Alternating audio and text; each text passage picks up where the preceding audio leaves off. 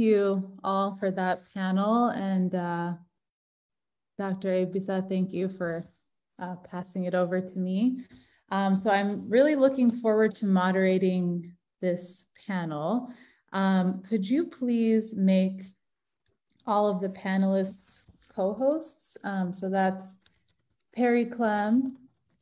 If you search for Peri Klemm, Martha Kumsa, Muhammad Ali, and Daniel Ayana, those are their Zoom names. So if you can make them co-hosts, that would be great. So my name is Marartu Katila. I'm really excited to moderate this next panel, which is titled Oromo Women, Preserving and Resisting via Cultural Assets. This will be a book discussion on Peri Klemm's newly published book, Dressing Modern Like Our Mothers, Dress, Identity, and Cultural Praxis in Oromia, which, by the way, I just recently received and ordered, which I'm really excited about. And I'll also put the link to purchase this book in the chat in just a moment. So you can do that via the publisher's website or Amazon. And on this book discussion panel, along with the author, Professor Peri Klemm, will be Professors Martha Kumsa, Mohammed Hassan, and Daniel Ayana. So I'm going to introduce them one by one, and they'll each have about 15 minutes to present. And then afterwards, it'll be more of a discussion format. So first of all, I'll welcome up Professor Peri Klemm, who is a professor of African art history. Her published materials focus on identity, dress, and body in Oromia. Peri has received a Fulbright Award and an Andrew W. Mellon grant to conduct research in Oromia. She has co-curated Baredina, Women of Oromia, which traveled throughout the US and Europe. Peri is currently UCLA Consortium Editor of Africa Arts Journal, editor for the Arts of Africa for Smart History at Khan Academy, and past president of the Arts Council of the African Studies Association. Her book, Dressing Modern Like Our Mothers, Dress, Identity, and Cultural Praxis in Oromia, with Africa World Press, came out this year. Peri, welcome. Thank you, Mauro. Thank you so much for that introduction. I'm going to go ahead and share my screen so we can look at some images. First, let me just thank OSA for allowing me this opportunity to share some of my research. I'm particularly grateful to the panelists who agreed to come and speak as well. And also to Bakalcha Yaya, who is in the audience, who is my research associate, and largely his voice is just as strong as mine in this book. So because there are two historians on the panel, I decided that I would look a little bit more historically than my most recent research, and look at the way that dress, particularly women's dress in Oromia, is used at times of instability. I realize our conference is about avenues towards stability, but I think that dress plays a unique role in that it is both able to do both. Okay. So the book is has the cover art by Adesa on it, which is just fantastic. And he painted an image of Aisha, a singer from Oromia, on your left. And some of you may recall that this photograph of mine on the left, which I took in 1999, so quite a long time ago, ended up being used by the Ethiopian government to advertise Nations and Nationalities Day in 2016. So they took my photograph without permission. I was both shocked, mortified, and honored, right, to advertise this. And what ended up happening is that within a short time, social media erupted. The fact that Aisha was wearing the colors red, green, and red on her forehead, this is just yarn that she placed on her forehead, was extremely problematic.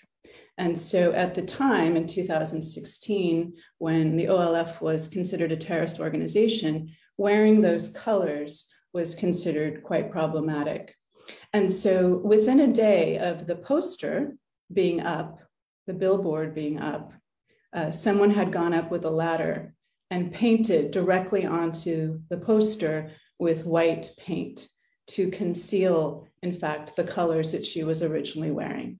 So I begin this presentation with that example to suggest that dress is charged, it's important, and it needs to be addressed and looked at because oftentimes it's extremely meaningful. So I'll begin with a quote. This is a quote by an elder, a man that I interviewed in Fedis. So it was a group of men. We were there in the afternoon, and I was asking lots of questions about dress. And this is what he said to me. We used to say that we hide our identity in the gadi, the leather strap that ties the cow's back legs when milking. This kept our identity hidden to the foreigners that came and tried to destroy it. Nowadays, our traditions are privately articulated through women's songs, dressing, and dancing. Since many of our young men and male elders were killed by the Turks and later the Abyssinians, it is up to the women to carry along our culture. So this provided a foundation for me in terms of my research that really it was in women's dress and dress within performative contexts like rituals and dancing that meaning was in fact hidden. And so in the previous panel, the discussion about the Oromo identity being hidden is certainly captured in this particular quote. So my research is really informed by the Barantuma Oromo, the Afrankalo. You see two images down here on the bottom, but then subsequent research trips to Wollo, to RC, and also now most recently in the diaspora, I'm looking at the way in which women, Oromo. Yes. Okay. So my research in the eastern part of Oromia, for the most part, I was working with women who, even by Ethiopian and Oromo standards, wearing nail polish decoration, a nose ring, a beaded headband, butterfly hair clips, a variety of beads around her neck, and a key. And actually, she has nothing that she can lock. She lives in a thatched home, but that key becomes a symbol of power, of being able to have something that's contained and valuable that is secret, right? And so when I asked her about her dress, she said, well, I'm modern. I'm trying to be attractive. I'm an individual. I'm trying to express myself. But at the same time, she identified the ways in which she was connecting to her heritage. She did things the way her mother had done them, albeit with contemporary buttons and beads. And so I titled the book Dressing Modern Like Our Mothers, because I think Oromo women are both looking forward and looking back when they think about this kind of expression. So I just want to introduce one type of body art, one type of dress in these historical periods. So in the book, I'm looking historically, beginning from about the 1870s up until the present. And then I'm looking at dress in various performative contexts. And so I'll just be talking a little bit about the historical dress today. So when the Egyptians took over the eastern part of present-day Ethiopia, and the Oromo, the Barantuma or Afrankalo Oromo were incorporated into the Egyptian empire or Egyptian kingdom, they essentially were Oromo women were wearing leather. And in order to be able to come into Harar, in order to be able to trade, they were forced to assimilate and begin wearing cotton. So in the upper left, you see a woman wearing leather here. What ends up happening is women begin adopting textiles or cotton on the upper half, but continuing to wear leather. Men, by and large, had already adopted cotton textiles way before women did. And by the mid-period of the Egyptian occupation, all women were wearing cloth. So this is the sadeta, made of 8 yards of sheeting that is wrapped around the waist and tied over the shoulder. The market here in Babile, you can see women still wear sadeta today, but they are now covering with a t-shirt, imported t-shirt made from polyester coming from Taiwan. And so it's another thing to note that as women innovate and begin taking on new types of dress, it's the upper body where there's room for innovation, often first. And so these women profess Islam as their religious identity. They will cover their shoulders when they're out in public and sometimes a cloth, but they're still wearing that sadeta. So in and around the city of, in and around Harar is where I focused my research initially, beginning in the late 1990s. And I was interested in the way in which Oromo women differentiated themselves and also were influenced by their neighbors, the Harari, the Somali, and the Argoba. Here's a Harari home. We see baskets. Many Oromo, of course, also are making baskets, but by and large today, as many Oromo from this area are displaced, baskets are not made very much, but the patterns we find on Oromo baskets are now being incorporated into beadwork. So an Oromo woman on your left, a Harari woman on your right, you can notice they're both wearing karma. They're both wearing a beaded mesh piece on their foreheads. The Harari woman, who is much wealthier, is wearing one that is gold. The Oromo woman on your left is wearing one that is made of silver. And so during the Egyptian occupation, there was a plethora of silver available through the Maria Theresa thaler, which came in with the Egyptians as the currency. And many smiths were melting that down and creating a whole host of amulets, bracelets, necklaces, and so on. When the Egyptians left, they took all of the thalers that they could find with them. So there was very little silver at that time. In addition, Oromo by and large grew poorer. And so today the karma is made out of tin or a low-grade metal. It's no longer made out of silver because women just couldn't afford that. So the smiths that are making them today are also making tools. They're also making farming equipment, things like knives.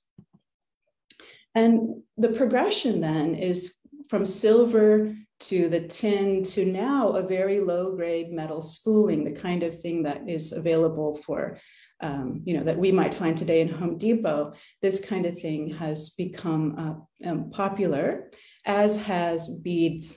So chale karma, the beaded headband, is now being worn. So we find this progression in materials, but what's important, I think, is that you still mark the forehead.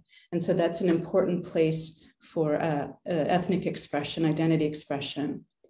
The Argoba, another neighboring group, this is their dress, spend a lot of their dress incorporates a lot of amulets. So these are leather cases that are sewn shut. She's wearing this along with cowrie shells and metal pieces. So the Oromo also wearing amulets, kartasa. In the Oromo case, they are leather pouches that can contain a whole host of things. Usually it's herbs, medicinal herbs, or it's pieces of paper where Quranic verses have been written. So going to a sheikha, having a verse from the Quran, and then inserting that. For many children, it's the first item of dress. So this girl has one, but it's just a paper with a string around it. So with the introduction of the Abyssinians, the idea of Buddha, or those with the evil eye, became prevalent and became part of the belief system. And so a kartasa, an amulet, can both protect the wearer and repel those that potentially could harm. So hopefully one's getting a sense that the Oromo aesthetic system is quite complex, right? And I'm going to suggest, these are, of course, RC women, that there are several tensions in the Oromo aesthetic system, and that young women have this paradoxical responsibility both to reveal and conceal. In other words, to reveal who they are as young women. They want to be attractive, they want suitors, right? But also to have to protect themselves. So there's this revealing and concealing things that are hidden, things about her dress that I didn't even learn about because I couldn't see it initially till we began having discussions, wanting to be attractive, right? But also repelling the gaze of those that are considered harmful. beautifying in some cases and disfiguring in others. So at certain historical periods, disfiguring was actually practiced, and I'll mention that a little bit later. So what is dress and what does it do? It does a lot of things. I've defined dress pretty broadly as the ensemble of things with which women are decorating their bodies, including hairstyle, tattooing, scarification, dress, jewelry, the ensemble of things with which they're decorating themselves. And for what it does here really is it's a tactile means of asserting a political identity, empowering subjugated people, and challenging the power of the regime. This is a woman in a kerosene seller who's coming to market in Babile. You can see she's also wearing that key, and she's wearing the necklace ambarca. So the ambarca is a beaded necklace. It's made of seed beads that are imported. And one strand of these seed beads can cost upwards of 50 cents. So it's quite an expensive investment for this woman. The patterns you see on it are also patterns that we used to find in basket work. And when I ask about it, I didn't think really that I thought it was just a diamond that was segmented. I learned that in fact, it is called afrancalo. So this particular pattern, afrancalo, refers to the four sons of Kalo, and more specifically to the land that those four sons were allocated by Haromaitu, the great Oromo mother. So when the Oromo mother sat at Herna and wrapped the sabata around her waist, wrapped her belt, she prophesied and designated lands to her 8 grandchildren. So the identity of afrancalo is living here, right? The land, she may or may not have access to that anymore, but symbolically, the connection to those four sons and the land that they belong to is in that beadwork. If we think about Harar and the Oromo living in that region during the Ethiopian Empire, when King and then Emperor Menelik took control, we also see quite a number of interesting things in relation to dress. So this is my photograph on the left, and this is on the right. You can see that there's still the same market, same Oromo presence in this space. So I've recorded well-known occasions from about the 1890s onward when male warriors would take off their headpieces and put down their weapons in order to wear the central component of a married woman's costume, her sadeta, the white sheeting, and her gufta, the black hairnet. The wearing of sadeta and gufta was intended to communicate submission, humility, and concurrence after a period of aggression and the loss of life. Oromo elders state that when council leaders went to Uluba each year to see the Aba Muda, the Rabadori ritual leader who guarded Oromo law, those who carried the spoken law dressed in a woman's traditional dress, sadeta. These men would wrap 8 yards of sheeting around their torso and tie the ends over their right shoulder, intending to show that while they were frail and could no longer fight, they nevertheless carried with them their broad knowledge of the Oromo constitution. In this sense, Oromo women's dress suggested that these men were to be respected, not for their physical prowess, but for the wisdom that they came with their old age. So the wearing of the gufta in particular could be a plea for leniency, for patience, for peace. And there are many examples of this that I've recorded that are in the book. Despite this, though, as men wore gufta and approached the Shoan army, their attempts to placate the invaders was futile. The conflict with Menelik's forces is mentioned by elders as the most barbaric encounter in the collective consciousness of the Oromo people. Women, who were customarily restricted from battle, fought with men. Their participation in the rebellion against Menelik's troops and the large loss of life sustained by the Barantuma Oromo became the impetus for a change in women's dress. In this case, women began to wear specific articles of dress associated with war during and after the infiltration of the Abyssinian soldiers. So women, when they would wear their sadeta, would wrap it with sabata, with this particular belt, and this has a lot of significance, which I won't have time to go into. But by taking this off, they replace it with hari. Now, there were no examples of hari that I could find during my fieldwork, but this is a Somali woman who was married to an Oromo who is beginning to braid a hari to show me what it might have looked like. The hari is essentially a belt that would hold weapons, particularly during the time of rabadori. Now, rabadori or gada was outlawed during the Egyptian occupation, and so the practice of wearing hari had really died out. Oromo female elders I spoke with in 2000 remember stories of their foremothers participating as soldiers and spies in the struggle against the invading Abyssinian army. In 2014, the Anneli Martyrs Memorial Monument was unveiled, a severed hand holding a severed breast to commemorate fallen mothers and their brutal treatment on the battlefront. So what's interesting is that women were replacing their sabata with hari at this time. And this alerted the broader Oromo community that women, who traditionally served as agents for harmonious relations, were now actively engaged in combat with men. While this act was short-lived, it signaled the significant role dress played during this experience. This is from a song that was recounted. This is just one line, and it's, "In the springtime, the bali leaves bloom. So how's the sonara faring, having replaced the hari?" So this is now the sonara. This is a leather belt that is constructed to hold bullets.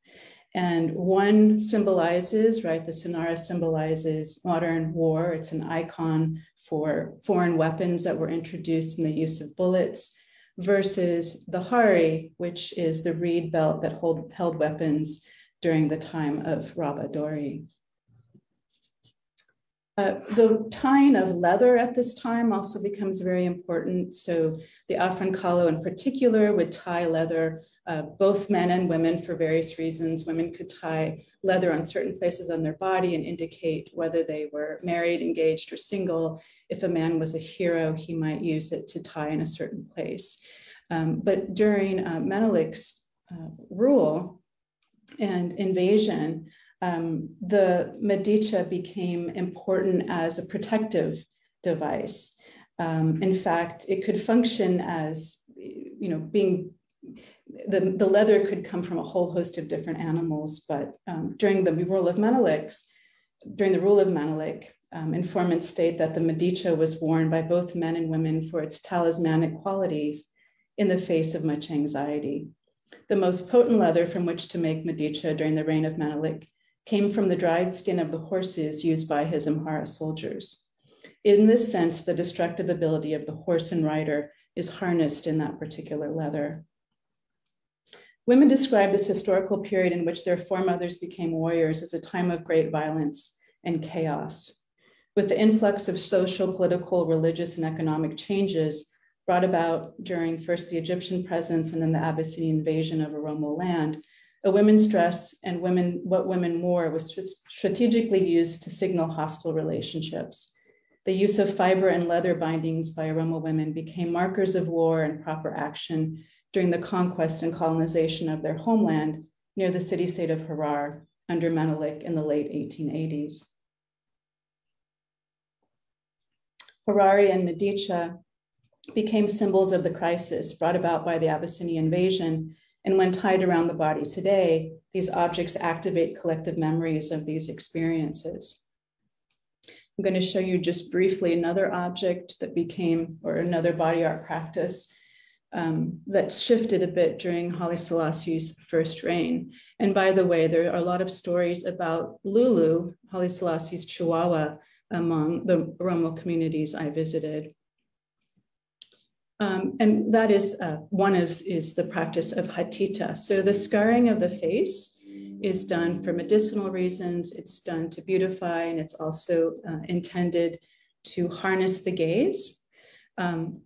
But during Haile Selassie's time, that first reign, I learned that families would heavily scar their children because as soldiers came and took young people by force, those that had the most scars were left alone. And so during that time, children's faces were actually disfigured intentionally so that they would not be taken by Haile Selassie's troops.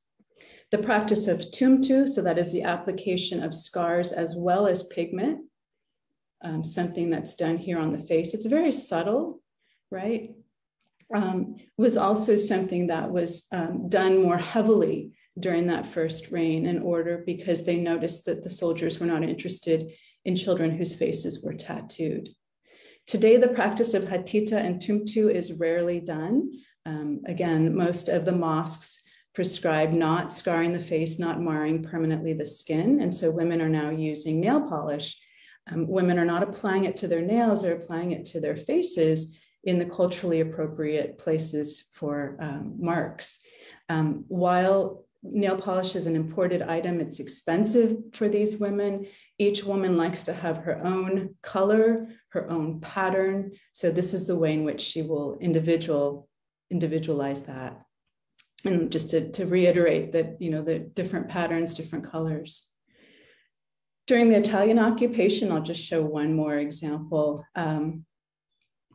The Italian occupation in the eastern part of Oromia was actually seen as a very positive experience, as the Oromo were allowed to speak their language and they were encouraged to practice their traditional ceremonies. They were told they could bring back rabadori, for example. This is a mantia. This is a woman who is a spiritual expert. She is helps clients with spiritual matters and often uses spirit possession in order to heal. And she uses a whole host of different kinds of dress, including an ostrich feather, which harkens back to the time of rabadori. An ostrich feather would have been something that warriors would wear. And here you can see the different objects that she has. In the upper right, Bakalcha, my research associate, holding some of the materials that are desired by certain spirits. She has sticks and whips in which to bring forth those spirits. And then what I wanted to show you, though, is this Italian coin. So there are many songs that were sung about the Italians. The Italians came and brought shoes. The Italians built roads, and the Italians allowed them to practice the way that they had wanted to practice, but had gone underground. So she still uses that Italian coin to call the presence of those Italian supporters, the energy of that support, bringing that forth in her practice. Now, Jari ceremonies are really done in seclusion. They're private. They are a way in which to work things out and make sense of one's experience, but it is not something that is, it is frowned upon in large part because of Islam. And so I'll just end with this photo. I'm honored that Dr. Kwe Kumsa is here, and I'm hoping she will speak to something that she's an expert in, which is Sike and Sinke, the stick that is being held here. And I also want to thank the Sinke Institute, of which I am now a part.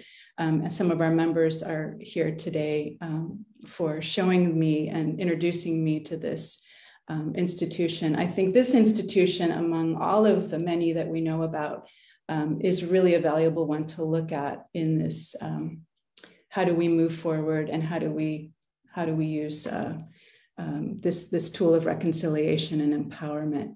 So let me stop sharing and stop there. And I thank you so much for your time.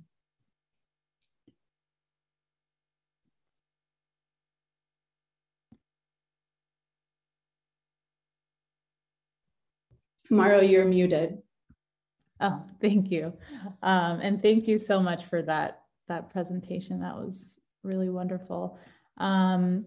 Next, I'm going to invite up Professor Martha Kwe Kumsa, who is an Oromo woman with a passionate interest in women's issues.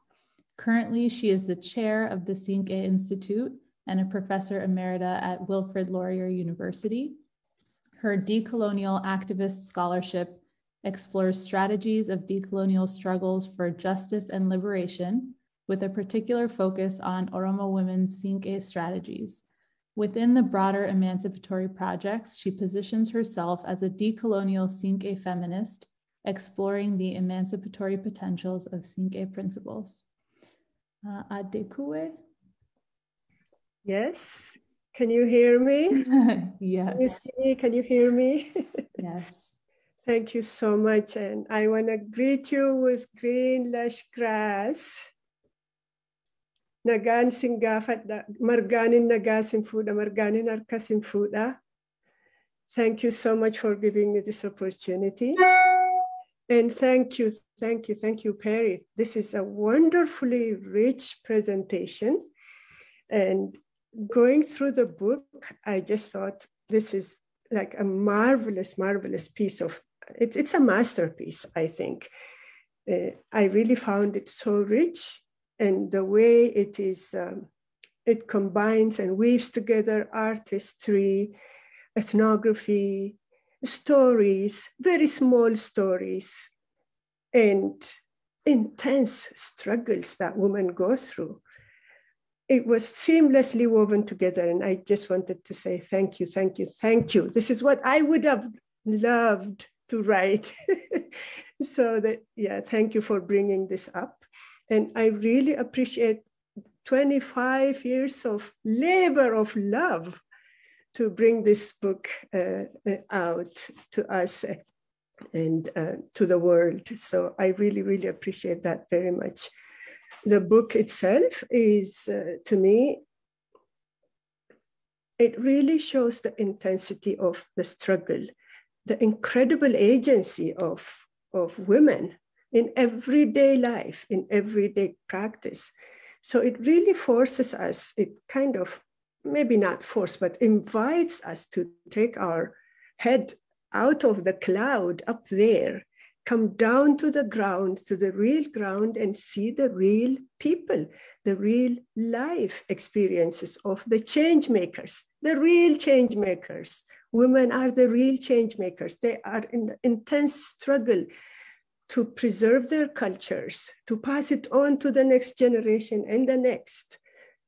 And that doesn't get named or even get praised or acknowledged for the struggle for liberation.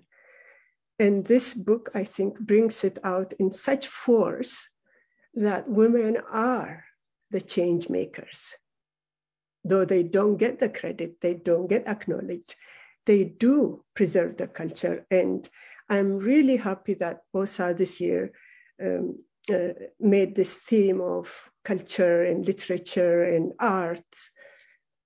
And these are where the real changes are made, in my view, through culture, through literature.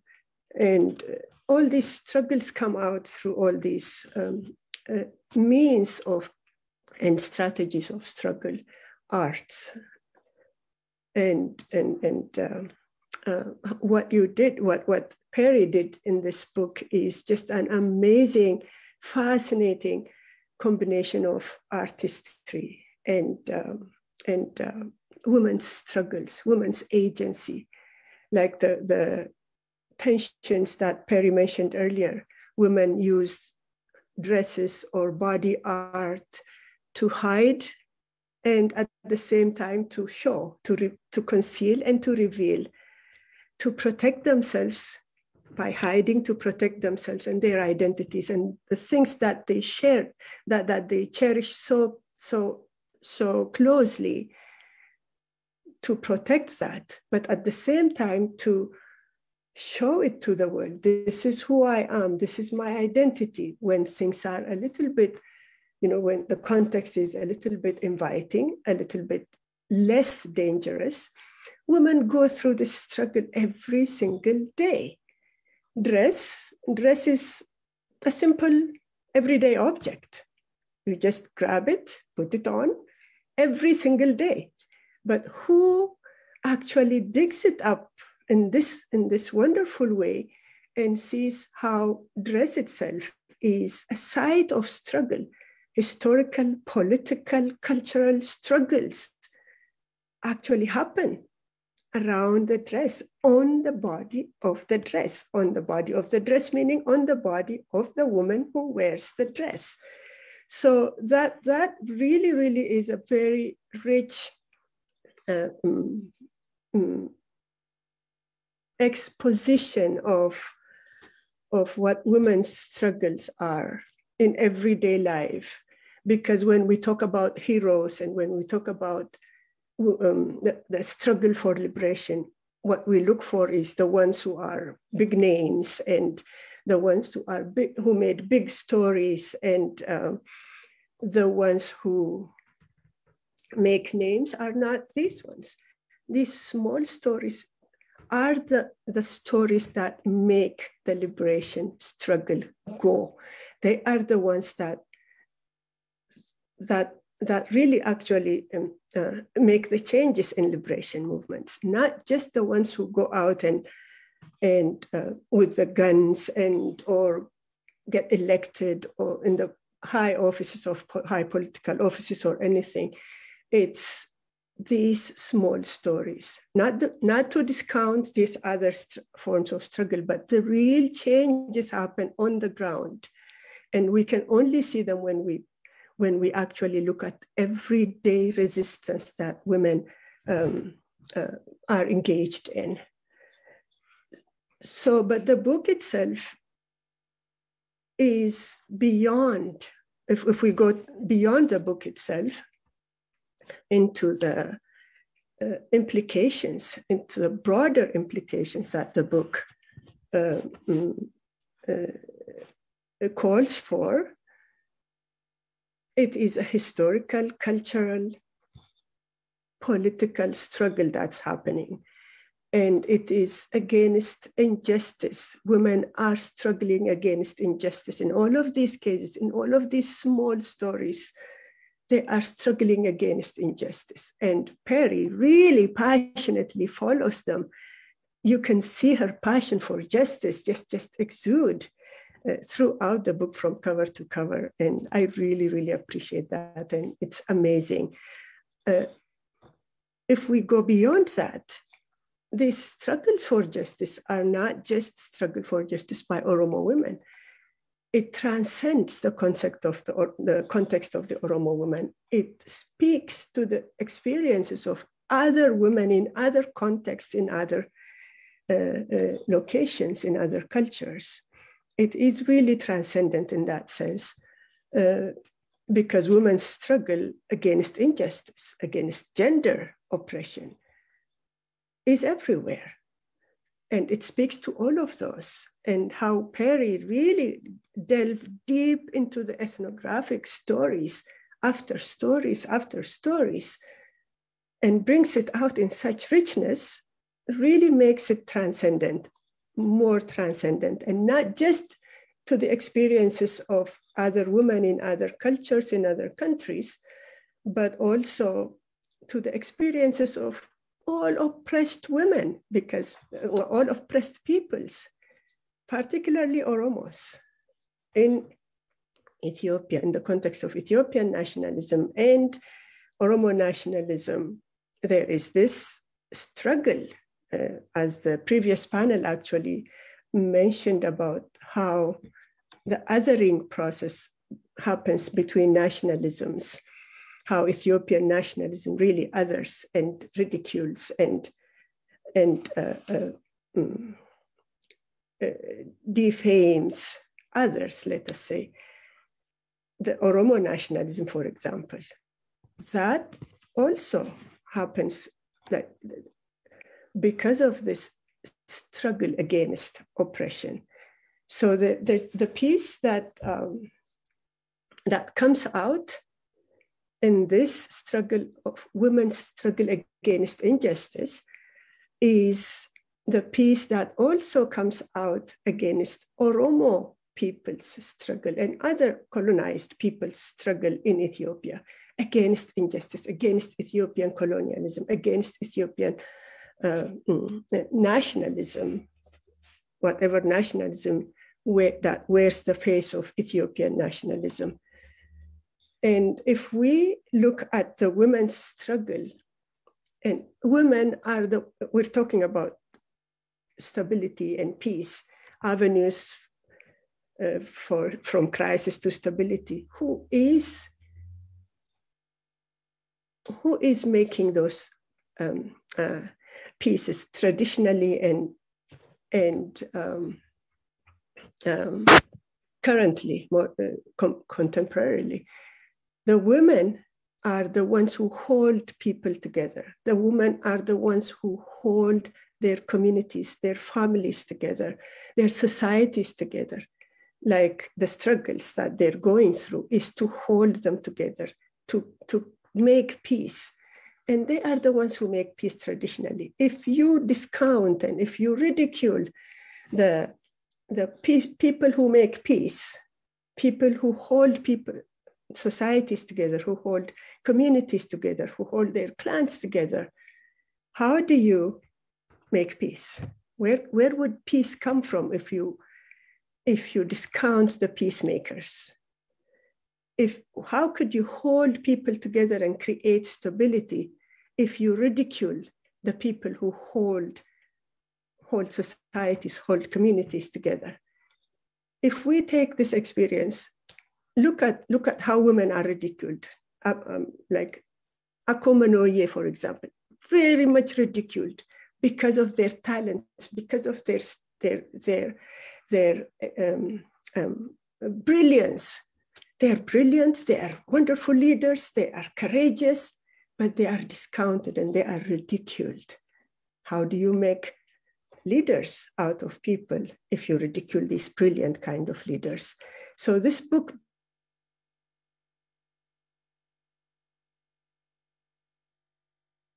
brings out all of these forms of injustice. It's the Oromos that really hold this entire society together, this entire country together. They are the ones they are the ones who have the resources. They are centrally located. They are, but they are ridiculed. They are the ones who actually are the courageous ones, the fighters for this nation, whatever it is called, but they are the ones that are ridiculed. If you ridicule, if you discount the experiences of Oromo nationalism and other it, Ethiopian nationalism is not going to work at all. And the same way that Oromo and Ethiopian nationalism discounts and ridicules Oromo nationalism, within the Oromo nationalism, we discount the women. We discount the women who are the support systems, the ones who hold the societies together, the pillars of their society. If you discount that, Oromo nationalism is not going to get anywhere. And Oromo nationalism is not going to create the stability or peace that we want, that we so desperately need, with this kind of discounting of women's experiences and the ridiculing the peacemakers and ridiculing the glues that hold us together. And I just want to leave it there for now. And thank you so much for listening to my blabbers.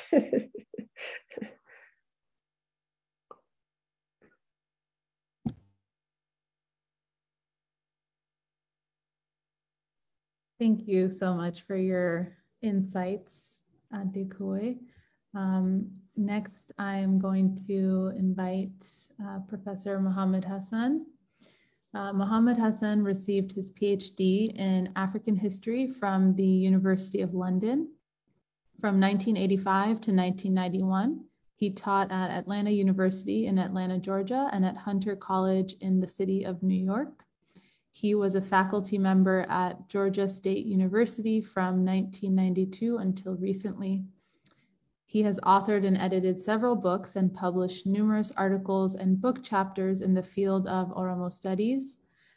His most recent books being the Oromo and the Christian Kingdom of Ethiopia, 1300 to 1700, and the Oromo of Ethiopia, A History, 1570 to 1860, which are groundbreaking works on the history of Oromo people.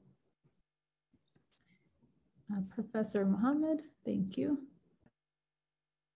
Thank you, Marartu, and I don't know where you got my bio from. I don't remember sharing it with. Anyway, thank you so very much. I would also like to thank OSA leaders, Dr. Ebesa and others in leadership position, really for organizing a very promising, a very interesting and promising mid-year conference. I hope the annual conference will be just like this one, hopefully. I am going to make a few remarks about the book by Professor Peri Klemm. And I would like to start by thanking her, actually, genuinely for cultivating my interest in art history. Before I started reading her work, I didn't really have any idea about art history. I remember reading only 2 short articles written by art historian on the city of Harar. And thank you for opening a new universe, really, for my understanding.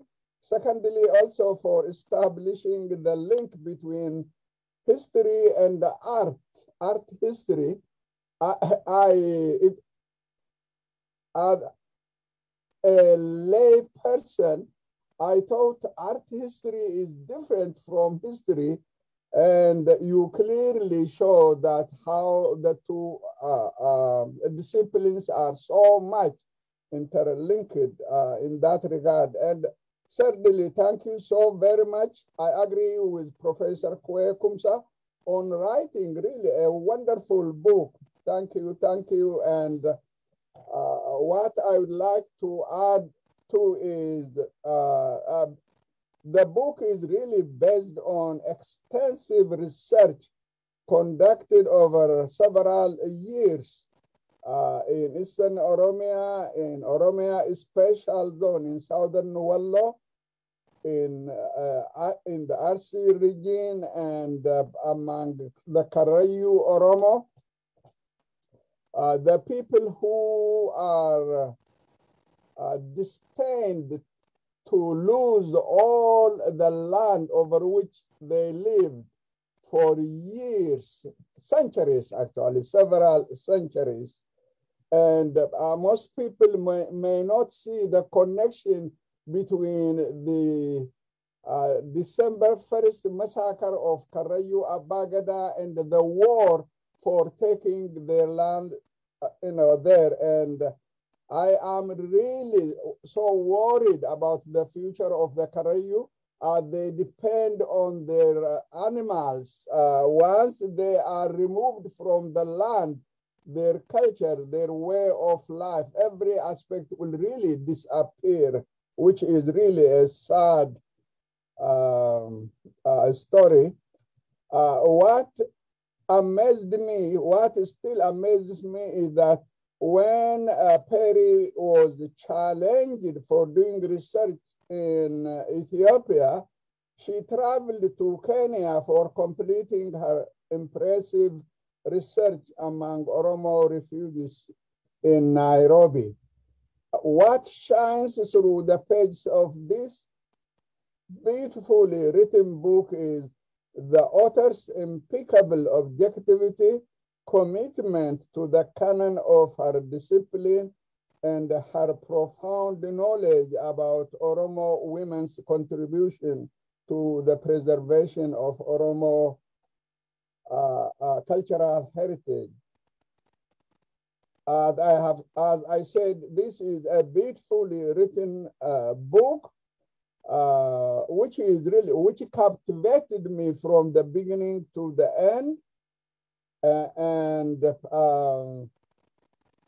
I believe this book will serve as a model for other scholars to write on other Oromo women in different regions of Oromia and other Ethiopian women in different regions of the country. In fact, before this book, I didn't read a single article on Oromo women dress. And this is the beginning, the first book actually in that regard.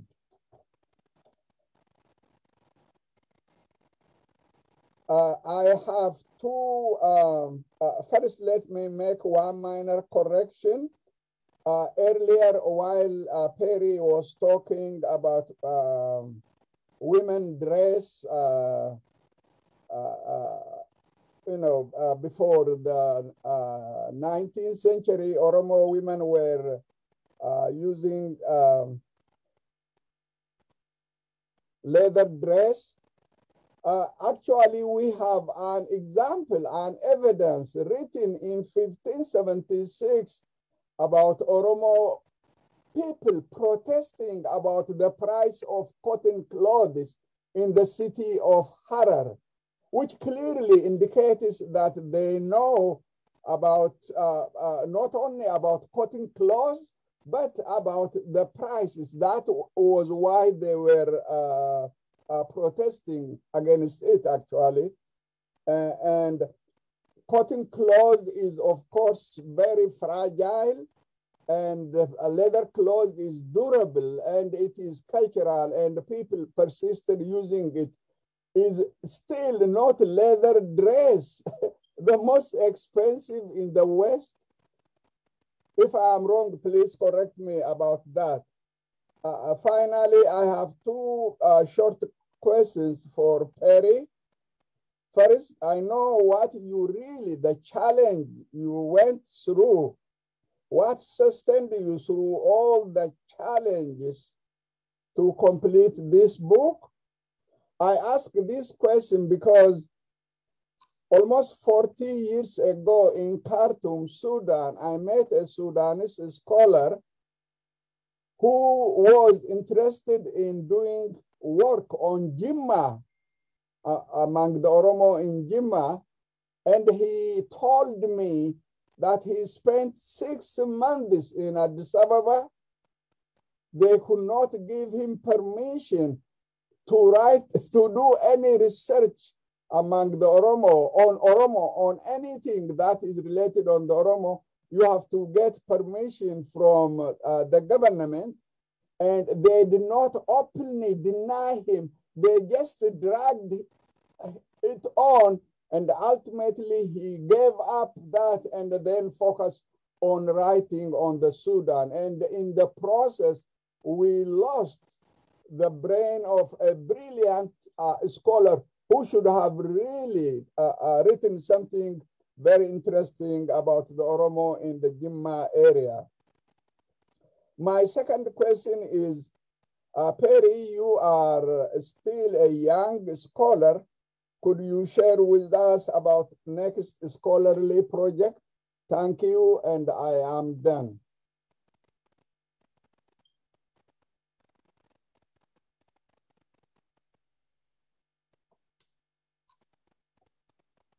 Thank you very much. So next, I would like to invite Daniel Ayana, who is a professor and director of graduate studies at Youngstown State University in Ohio. He has interests in environmental and intellectual history. Some of his publications include on environment aspect of Oromo leading to 16th century population movement, African cultural institutions for democratization, and on Oromo sectional names in Arabic and Middle Nile sources. Professor Daniel.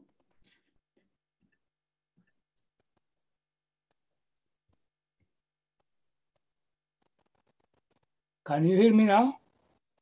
Yes. Okay, thank you, Marartu. First, I would like to thank Professor Peri for writing this very fine a book, not just only fine, but also pioneering book. So what I would like to do is to sort of introduce the broad outlines where I comment and then eventually link it to a concept that Dr. Tafari raised earlier. By mere chance, we have a common concept to describe, to analyze, to conceptualize what is going on in Oromia. So the book, although it is focused on dress and hairstyles, has a deep historical and chronological link conceptually and in terms of identifying some of the symbols. So these chronological links go backwards in time. The second, the book has fine details, and these fine details eventually link to the Gada system. The third, the book outlines the innovations of the Oromo, Barantuma Oromo, about ideas, technology, in both preserving and then also modifying, but still essentially reflecting the and expressing the identity of the Oromo. For instance, there are new fashions, new technology, and all these are domesticated in order to express Oromo identity. When we look at Barentuma Oromo, there is a historical geographic issue here. To the east, there is a vast desert.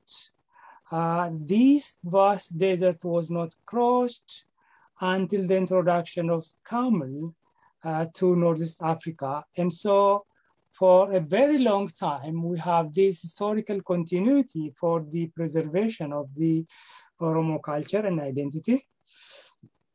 Second, there is a north-south population movement. In Professor Daniel? Yes? Can you move your camera a little bit down? A little bit. Okay, perfect. That is perfect right there. Thank you so much. I'm sorry to interrupt. Okay. There has been a north-south population movement, and also there has been trade route connecting from north to south and also south to north. And this route is dated back to medieval times and also to deep antiquity. And along these coastal routes from the Gulf of Aden and then north-south, there has been external contacts. And these external contacts were kept at arm's length. And then some of the ideas were taken and then they were domesticated in order to preserve, enhance Oromo identity down to the present time. Despite the external influences, ideas, what we find in clothing and hairstyle is a layer of cultural, Oromo cultural aspects. And so earlier, by mere coincidence, Dr. Tafari was talking about double consciousness. Du Bois used the concept of double consciousness to express the issue of African American history. In our case, it differs because we have a different language, Afan Oromo, and there was no democracy within the Ethiopian Empire State. And so from looking at this book, what I see is not just a double consciousness, but also the beginning of merging of double consciousness around indices of language and culture, or around language and indices of culture, which is hair, and dress. So that's my idea. So I'll go through the book and highlight some of the concepts that Professor Peri used. In chapter 4, it is about the concept of psyche, and everybody knows that. So I'll move on to chapter 5 about tattooing, which is essentially body art. And body art goes back to prehistory in human history. It is about expressing. It's also about withholding information. That is, she clearly states this. And then there is one very interesting aspect. There is the shape of ankh, which is used for body art. And this is very, very interesting because the shape of ankh is not just simply out of the blue. It has a very deep root because it is a practice in the Middle Nile Valley or ancient Nubia. The other was the relationship with the water. Here, there is also another aspect that is very important. Today, if we follow the phylogenetic research, the Cosanoid group are the ones or the first who moved out of Africa and then inhabited this world. So everybody descended from the Cosanoid group. And then below that, there is another aspect. The Khoisan group that moved out of Africa shares 65% of gene or genetic identity with the Oromo. And so this is very important.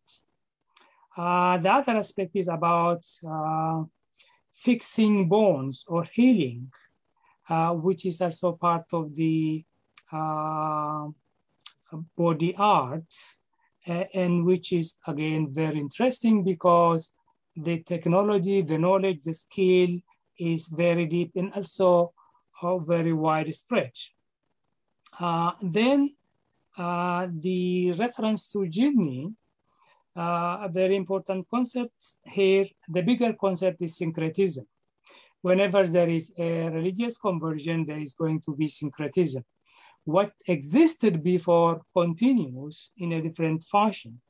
And so I identify 2 points. The first is the concept of 44, and then the mention of Gondar, which is very interesting because the only place that you have the 44 tablets or art is only in Gondar, and it has a deeper historical roots through the post-16th century Oromo population movement. The second aspect is the use of incense for women to beautify their body. On the one hand, we have incense being used to ward off the jinni, but incense was also being used before the rise of Abrahamic religions, both to smoke the house to prevent snakes from coming in and also to prevent mosquitoes from setting in the home for not to cause malaria. So the use of incense goes very much deep in time. And for instance, Queen Hatshepsut was boasting how her body is exuding the aroma of incense from the Horn of Africa. The other was the use of saliva, which is again very old. The practice is very old for blessing, and the attached to it is the use of slaughtered animal for painting body and again to ward off evil power. This again is something that was already existing, which is now domesticated and then continuing. Then we come to the expert, the ritual expert, Mantia. And the Mantia lady is wearing Gucci, Bali. One of the recent archaeological discovery in eastern desert of Egypt is the wearing of ostrich feathers. This was the prehistoric time. So some scholars have been attributing Egyptian civilization to immigrants from the Middle East. The discovery of the use of feathers ostrich feathers inscribed on rock art by Africans, especially by the Hosanoid or the Khoisan population, basically laid to rest the argument that Egyptian civilization belonged to the Middle Eastern people. It now, by Egyptologists, is now basically argued that this is an ancient civilization by Africans. And then on the one hand, you also see the link, the continuity of this symbol down to the present. When it comes to hairstyle, the hairstyle is basically reflective of the age grade in the Gada system, expressing the status. Interestingly enough, Professor Muhammad asked you a question, what will be your next agenda? And you raised also about Medica and then about the Wallo Oromo women partly having sharing some hairstyle with Tigrians. But one of the most forgotten aspects in Ethiopian history, the hairstyle Johannes IV and before him, Theodros, were wearing. This is braided hair called kondala. And regarding Medica, Haile Melekot sent a letter to England, and then he sent them a gift of Medica to the British government.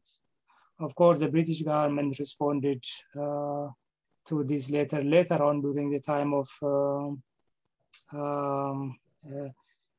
the later they established with Menelik. One Ethiopian scholar writes about this letter and said he doesn't know what Medica is. And people were already saying that they don't know about our history. And so Haile Selassie, before Haile Melekot, was sporting Oromo hairstyle. I saw this in one of the books recently published. And so here we find what anthropologists called embodiment appropriation.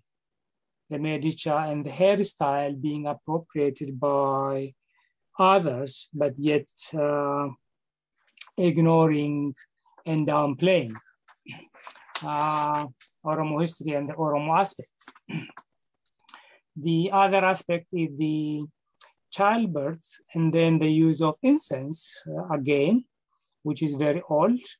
But what attracted me to Peri's book is the naming, how naming is recycled from generation to generation. And I discovered one of the names which goes back to a very, very ancient sources.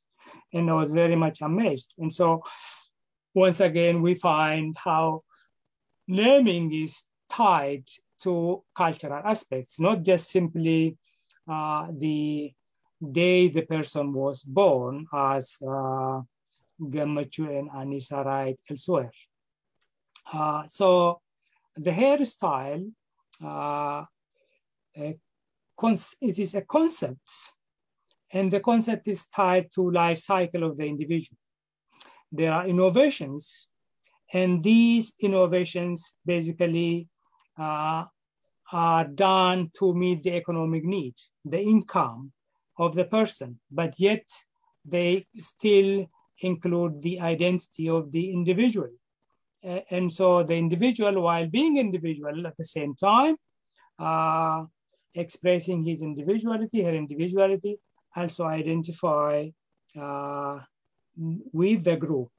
So this is very important aspect, an aspect that was forgotten by or missed by some anthropologists who say the Oromo do not show in their history about individuality, but they sort of fall for the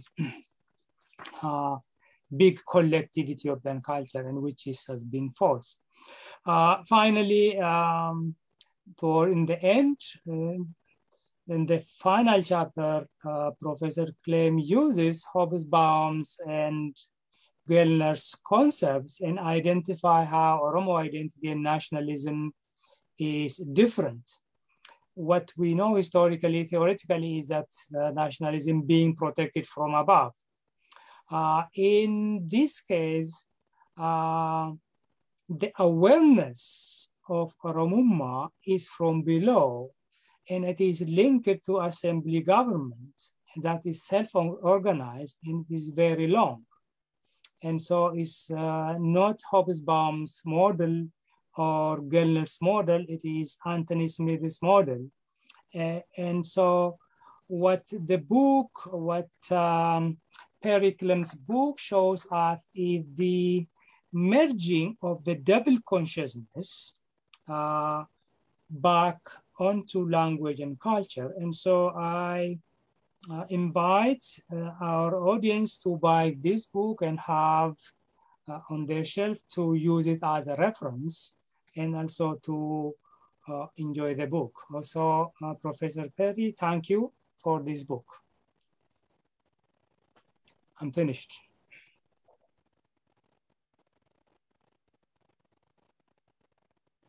Thank you very much. I think we can go ahead, and I'm going to pull everyone up here.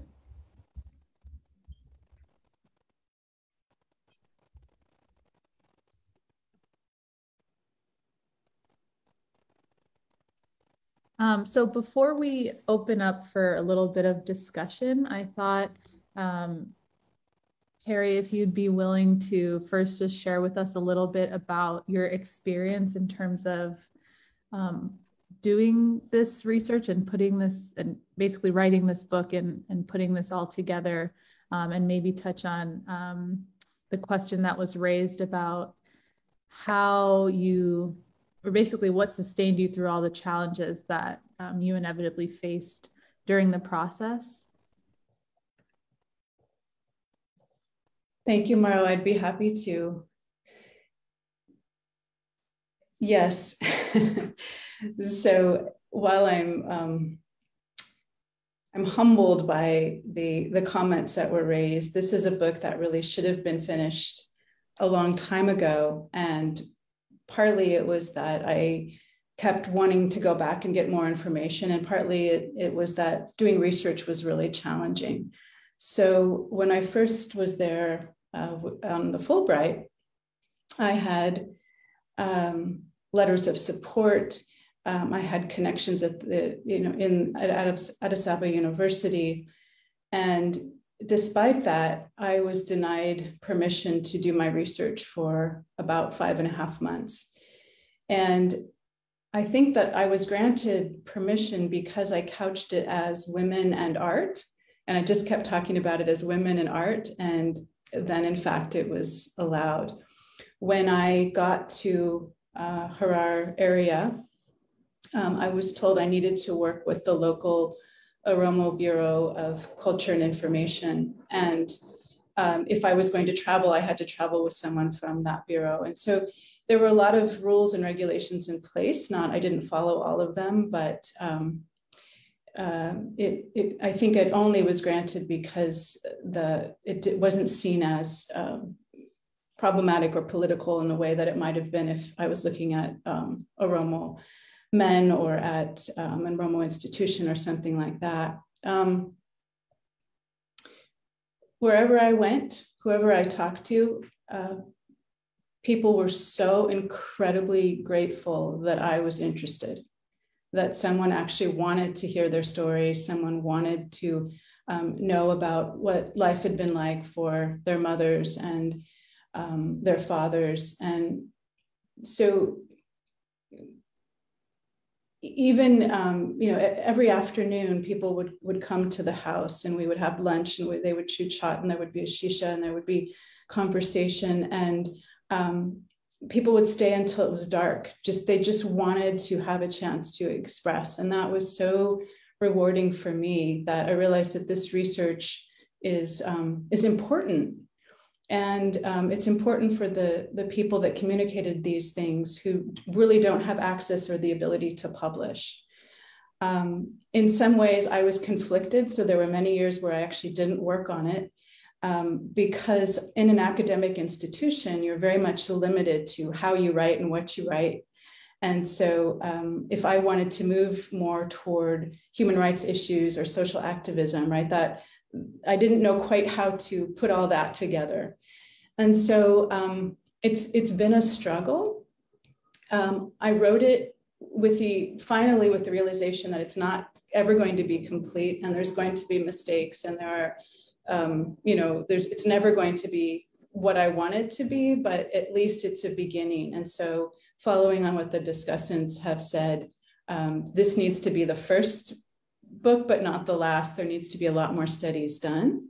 And then to go to Dr. Mohammed's question about what's next, being a part now of this Sinke Institute, we actually wrote a letter about the massacred Karayu Gada leaders that was slated for a number of groups, including UNESCO, and then Addis Standard recently published an article about us writing that letter. So the human rights advocacy piece is interesting and appealing, but also I have a lot of video. And so I'm hoping to create some short films on things like Wadaja ceremony and other things that I recorded over the time that I was in Oromia with Badri Kabir Mohammed in Edmonton. So we're working together on creating those videos.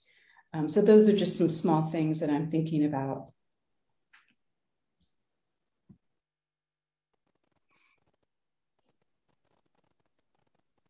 Great, thank you. So I think we can take a few minutes to have panelists ask other questions and have more of an open dialogue with each other about some of the things that you all brought up. So you're all welcome to go ahead and speak.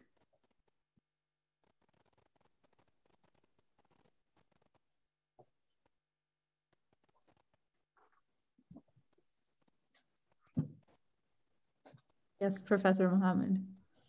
Okay, thank you. I was intrigued with with what Professor Daniel said, not intrigued actually, about appropriation of body art. In that connection, there is something I would like to bring, but ostrich feather is feather was used universally by the Cushitic language speaking population from southern Egypt all the way to what is today Ethiopia, to Kenya, even to Zanzibar, and it was a common feature. It's just to mention for that. In terms of appropriation, there is even something much bigger that was really appropriated in Ethiopian history. Let me just give one single example. Some of you historians may have heard about Wallace Badge. In 1929, he wrote 2-volume books. The first volume is History of Ethiopia, which entirely focused on the on Nubia, historical Nubia, because historical Nubia historically had three different interchangeable names. One was Ethiopia, the other one was Nubia, the third one was Kush. The first part of the book, book 1, 100% focused on Nubia. Why do I emphasize this? All the reference in the Bible to Ethiopia was a reference to Nubia, which is part of southern Egypt and northern Sudan. All the reference, all 52 references in the Bible were a reference to this area. Why do I mention this? As Margaret Pravham says, the Ethiopian historians appropriated Nubian history as if it is part of theirs. And it has now become a fact. Everyone refers in the church, in those who write, they simply use the appropriated history as if it is history of what is today Ethiopia. And that is really the area where young scholars will have to focus, because the material is there. And essentially, appropriation is, I don't want to use any nasty word. Anyway, I just wanted to throw in one unrelated. If Martha, if you give me a second, I wanted to mention one extremely important point that will have huge impact on Oromia, on the Oromo population for years to come. And this is about, do I have a minute or even 30 seconds? Yeah. Oh, thank you. You know, it is estimated, this is only estimate, between 1991 to 2017, it is estimated that 3 million people moved to Oromia, settled in Oromia. The movement mostly was from the north and also from the south. Essentially, Oromia is Ethiopia. And it is again said, since 2018 up to now, there are probably about 2 million people who have moved to Oromia. And to my clear understanding, part of the war which is conducted in Wallaga, in Shawa, in many areas, and the plot for taking over Karayu land is really nothing but to take over the land. And most of the people who move to Oromia settle in urban areas. Just look at this. There is not a single town or city in Oromia where the Oromo population who surround those towns or cities are the majority, not a single place. Essentially, the Oromos have to be transformed into scattered farmers, and it will have huge implication for our future. I just throw in as a food for thought for the Oromo intellectuals, and I am done. Thank you very, very much, Marartu. Thank you. I do see a couple of hands raised, so perhaps we can take a couple of questions from the audience members, but I actually had a question that I wanted to raise. Dr. Klemm, could you speak a little bit, or really anyone, any of the panelists who might have their own opinions on this, but I was wondering if you could speak a little bit to something that's in the title, which is dressing modern like our mothers. And I was wondering if you could elaborate on the meaning of dressing modern in this context. Yeah, I'd be happy to. The title was actually something that was said to me when I was asking questions. You know, how much do you innovate? How much do you adopt? How much do you assimilate? And how much do you say true? And inevitably, women were making choices constantly, right? There's all of this influx. We were near the Taiwan market of materials. If they could afford it, you know, they're interested, of course. They want to be fashionable. They want to connect to the broader Oromo diaspora too. They want to connect to others. And so there is this desire to innovate, be fashionable, be modern, but only within culturally prescribed parameters. So for example, the color on the face, right? If a woman had access to nail polish, she would put it on her face, not on her nails, because this is not a culturally appropriate place to apply color. And so there are really, as women grow and have access to new materials as they enter different age grades, which we didn't talk about at all, but sort of in the life cycle as a young girl matures into a girl and then a woman and then a wife and so on, even as she enters menopause, she'll be wearing different things that will communicate. So the idea of body art and nonverbal communication is a really important point. You can look at a woman and you can ascertain about how old she is, whether she's married, how many kids she has, what her political and religious affiliations are, without her having to say anything. In order to do that, in order for that language to work, right, there are many rules and regulations that you have to abide by. And that traces back to one's, one's identity, one's Oromumu, one's sense of Oromoness. And so that needs to stay intact. And that comes from your ancestry, that comes from your mothers.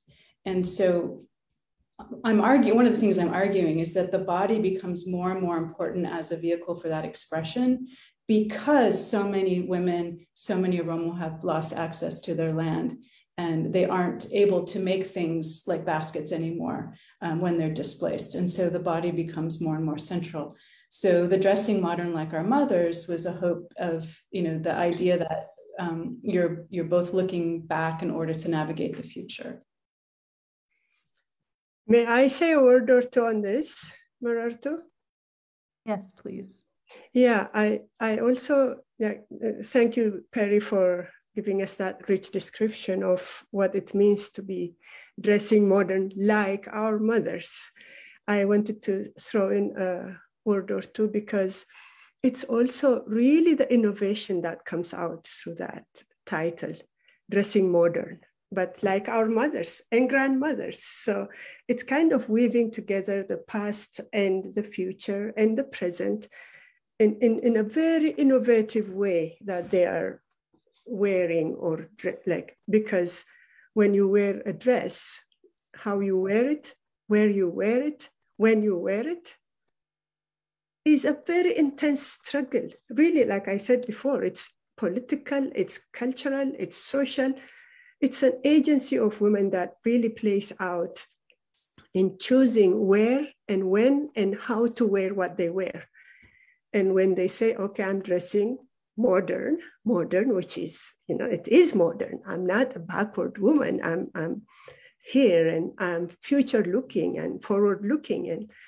And in that sense, they are creating a new form out of an old form. So there is the old and the new together.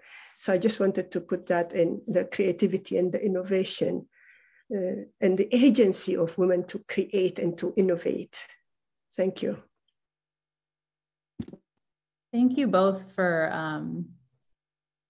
speaking to that. And, the reason I brought that up is because I think a lot of the time, especially, when discussing things related to Oromo culture or Sinke or Gada, or really in general, indigenous cultures and practices,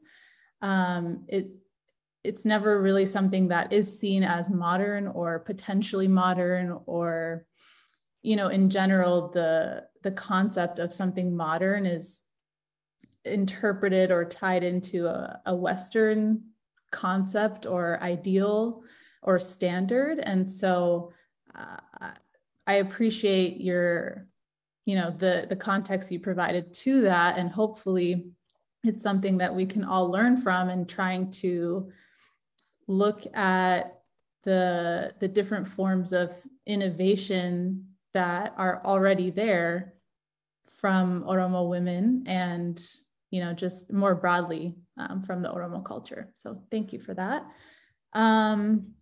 So we have a few people that have raised their hands. I believe first was Professor Guluma. So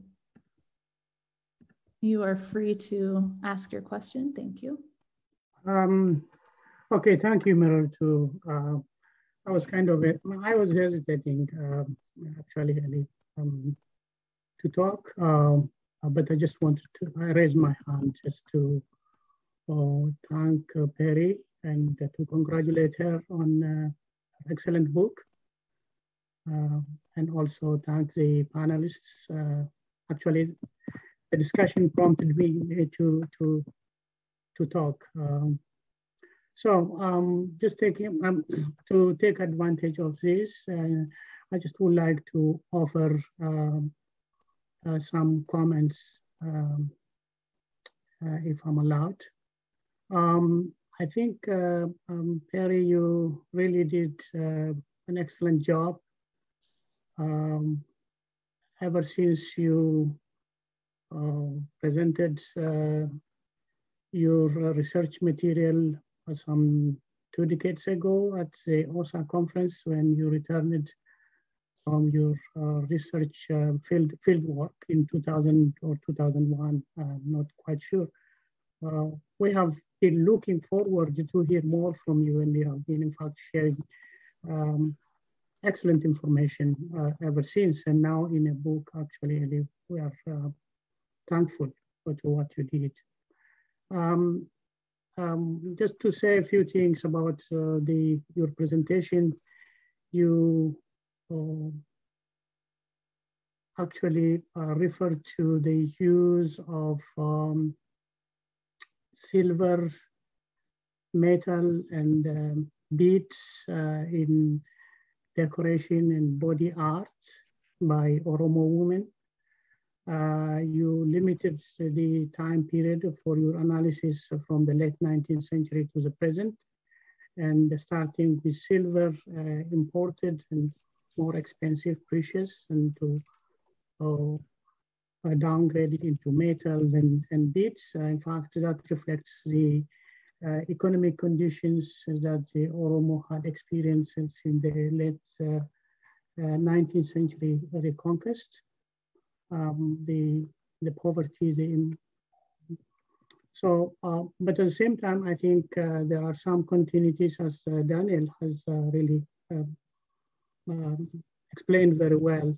If you go back into the previous centuries, like for example, the use of beads, this goes back to several centuries, as we see now from some of the recent archaeological excavations, some of them in Harar, around Harar, and also in southern Wollo, for example, where the researchers came up, as you know, very old items, trade items like expensive imported beads,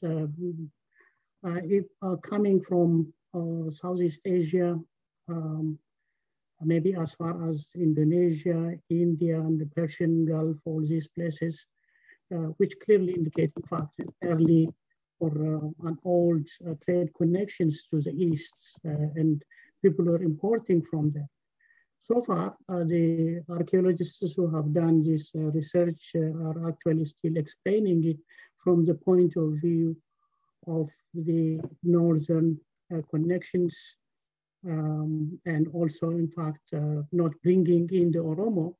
But I think the materials that they have discovered clearly bring in the Oromo, and from the, I think, the beads and the pottery, locally produced and imported materials. So we have a lot to do, and I hope you will probably extend your research further back in history to explain and interpret this newly emerging material culture. And the point of, maybe if I have the time to say in 1 minute maybe, I think a few terms came up repeatedly in the discussion so far, like innovation, appropriation, and this has been going on actually in terms of innovation, how the Oromo women have been innovating and using new material or maybe old material with a changed meaning, like the Medicha, for example, which is very old and it's all over Oromia and it's used for different terms in religious context, for example, in political or social context. But maybe I see some kind of innovation from what you have described of an old material. But appropriation, which Professor Mohammed mentioned, if we talk of appropriation actually of Ethiopian history, maybe many people may not know, but the name itself, Ethiopia, is appropriated. If you see at the ancient sources, the name Ethiopia, when the Greeks used it, they used it in two terms. One is in a broader context for Black people, south of Egypt. They knew Egypt very well, but the areas that they didn't know much, and they said they used Ethiopia. But more specifically, they used it for Nubia, which is modern Sudan, not the current Ethiopia, the modern Ethiopia that we know, the name is used. In fact, until after the 10th century, we don't even have a clear information whether the modern Ethiopians actually, or the ancestors of modern Ethiopians used the name Ethiopia itself. In ancient times, it was for Nubia or for Black people in general. It was, so the name itself is appropriated, no doubt about that. And the other thing is in terms of appropriation, maybe last point I would like to add is the appropriation of the body arts in Ethiopian history. One we know very clearly is actually, you see on many people, many Christians, the Christian sign on the head, forehead, or maybe even different parts of their body. We know clearly when this started, because this is written in Ethiopian history. In the 15th century, a king called Dera Yacob actually ordered the Christians to use this symbol, to put it on their body part as kind of a reaction to the challenge that he was facing at the time. Well, the source that we know, the source from where we learn this, doesn't talk about the Oromo, because maybe that was suppressed. But the reaction to which this was instituted very clearly shows that maybe this was to prompt the Christians to use a body art to show their Christianity, their religion against the other people. So against other people. So anyhow, appropriation has been always going on, even in body art in this case. So thank you very much for the book, excellent book, and for the discussion, or the panelists also for adding more information to the discussion. Thank you. I'm sorry for taking more time. Thank you. So the next person who had their hand raised, Mohammed Ademo.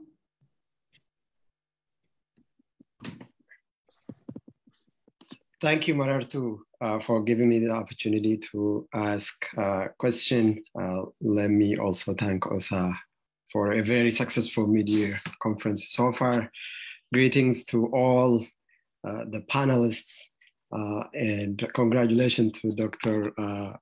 Klemm on publishing your long-awaited book, which I think provides the language and vocabulary for others who are trying to make sense of the various ways in which the Oromo historically but also in contemporary times, clothe the body.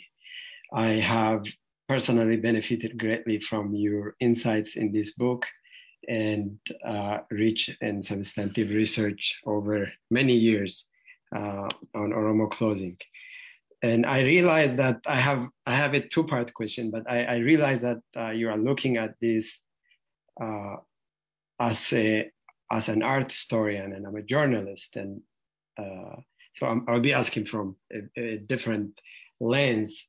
But I did want to ask you and the other panelists to reflect on the various ways in which the Oromo dress the body as an act of subversion to communicate resistance. I'm particularly curious about the use of dress beyond fashion and the performance of Oromo identity in the gendered dimension of beauty. So a two-part question, which one is whether or not it is possible to look beyond fashion and gender to study the performative and communicative role of clothing among the Oromo. And the second one, whether or not you have come across examples of clothing as storytelling, particularly in light of the fact that all avenues of political expression have and continue to be restricted. Thank you very much.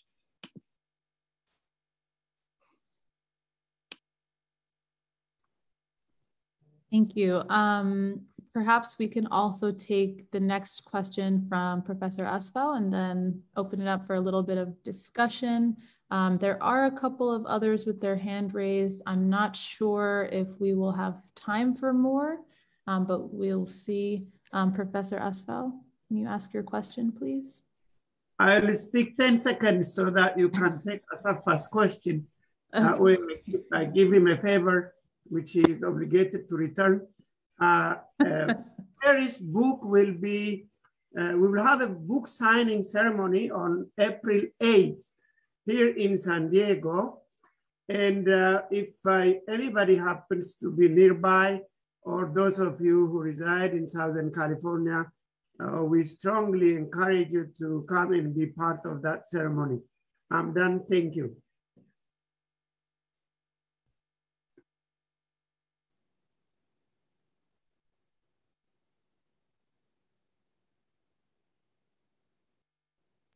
Professor Asafa?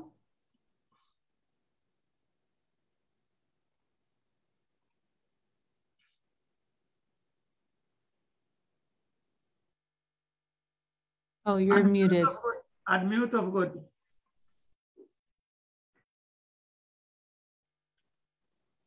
Ni dhagayama? Ni dhagaysu? Baay'ee galatoomii. Dhugaadha. Buukni kun baay'ee hedduu waan nama gammachiisaati. Keessattii fi harka. Buukni kun hedduu nama rara. Hedduu maalifii fi ganda kiyya dheeyxe. Professor Peri, thank you very much for publishing this book. It touches me. Culture amata 40 irraa hidhame aadaa teenya. Culture biyya teenya waan biyya teenya keessaa dhufnee ittillee deebi'uu hin dandeenye amata meeqa asitti hafne buukni kun qabaa. Dura isaan galatoonfachuu barbaada. Wanni immoo guddaan na kakaasee bakkattoota na fudhadhee ka'ee isinitti ida'amuu barbaadee taa'eetumaan dhaggeeffachaa ture oosaa. Duraan dursee hedduun galatoonfadha. Paanaalistiin kun hedduu waan gaarii hojjete. Ammoo waa'ee jeneraalii waa'ee oosaa irratti irra waan deemaa jiruu fi waan immoo uummata keenya irratti deemaa jiruun wal bira qabee laalee naa ta'uu dide. Na hudhe. Wanni na hudhee fi ilmaan Oromoodhaa arra bareedduun akkanaa tuni asirra baatee alaabaa isii ta'ee hidhatte irraa haqanii waan biraarra kaayanii guureef Periin dubbattu guun dhagayu. Identity isiitu dho'isaa jiran jettu kanuma bahellee picture immoo use godhatu. Akkasumatti arra ummata Oromoodhaa dho'isanii hanga danda'ametti kaan manarra gubaa mana keessatti manarra gubaa kaan ajjeesaa waa meeqa habashni godhaa jiru. Kana hunda laaluun hafee nuti immoo akka oosaadhaatti arra belbeltuu lafaa fudhachuu dadhabnee waan silaa arraan tana qoma keenya nu tuqaa dhugaa dubbachuudhaaf dhugaa walitti himna. Ani gwayyuu dhugaa dubbadheetiin hin du'aa. Waan qoma keenya maa haasawame kun jechaa hin jiru immoo waan qoma keenya nu tuqa ilmaan Oromoodhaa kan harca'aa jiru. Ajjeesaa ka jiru. Du'aa ka jiru. Ilmaan Oromoodhaa kan yuunivarsiitii keessaa yaa'ee bakkayyuu yaa'ee arraan tana woboo tahee gaara keessa galee qawwee fudhatee bilisummaa isaatiin lolaa jiru. Waan silaa arra belbeltuu taate irratti oosaan haasa'u irratti haaso'itan. If duraaf irratti haaso'itan ajandaan silaa duratti qabuu qaba yoo qabaattan illee dhugaan isinitti himuu barbaadeen. Wanni garaa kana gubaa jiru bara hedduudhaan waan dhufaa hundattuu waan jijjiirama dhufaa hundattuu akka danda'amutti yoo woboon jiraate yoo qawwee harkaa qabaate uummata Oromoodhaa cauqaalanii akkanatti haasasanii waan inni qabu dhabamsiisaa Minilik irraa ka'ee ilaa arraatti itti jiru. Diinni san haa godhu. Akkamitti ilmaan Oromoo uummanni Oromoodhaa kana godha. Ama soddomis osaa keessa taa'e numa haasoyne waraqaa irratti numa baati. Immoo kasossoosu danda'u humna. Namni humna hin qabne bilisummaa hin qabu. Arra humna teenya tagaara keessa jirtu. Woboo keenya tagaara keessa jiru. Rakkoo nuti irratti jirru bilisummaadhaaf ummata manaa bahee ala jiru. Ol ka'ee namni tokkolleen maal haa goonu hin jiru. Waanuma history waanuma duratti duru ama 35 osaa keessa taa'e ummato. Ifa manaa godha maraadheetii miti. Arra moo guulaallu dura guulaallu. Arra waan ummanni keenya keessa jiru yoo laaltan teessanii kana haasooytan akkam haa taanu. Maal haa taanu Oromoon arra maaliif jira?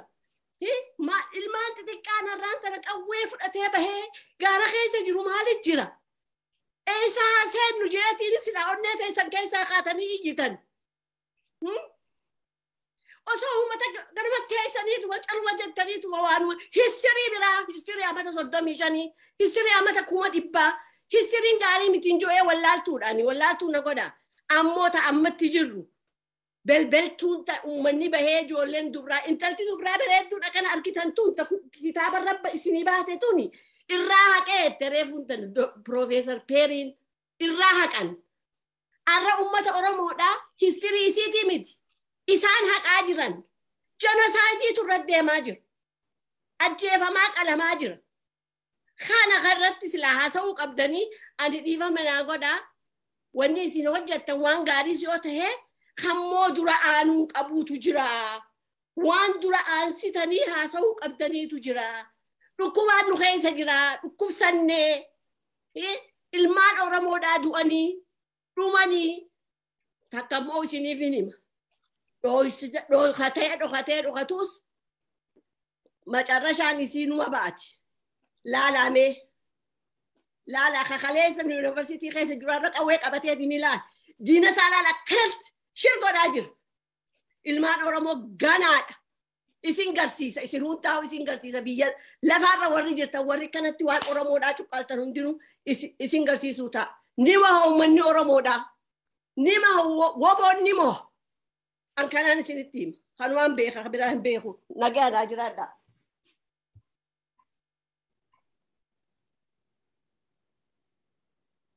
Thank you, Adde Zaytuna. So it looks like we actually do have time for a couple more questions. So it looks like the next person is Samuel, but first, Peri, if you would like to go ahead and answer some of the questions that were posed. earlier, I believe, Mohammed Ademo's question about looking beyond fashion and gender to study the performative and communicative role of clothing in Oromo society. Thank you for the question, Mohammed. It's good to hear from you. And I found myself recently looking at focusing more like a journalist on what's happening now. And so I just want to show one image to answer your question very quickly. What is performative? What is going on that is communicative and performative and beyond fashion? Oda, right here, right? The Oda tree, the sycamore tree, I have an article coming out about this.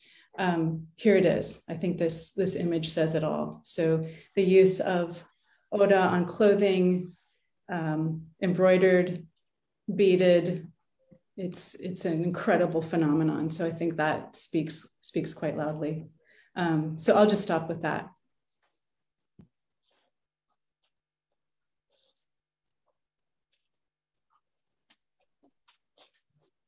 Thank you. The next person who has their hand raised is Samuel.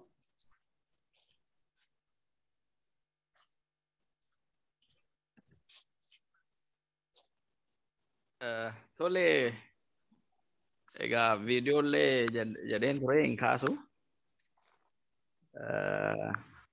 Sagalen kun nagama. And Agama.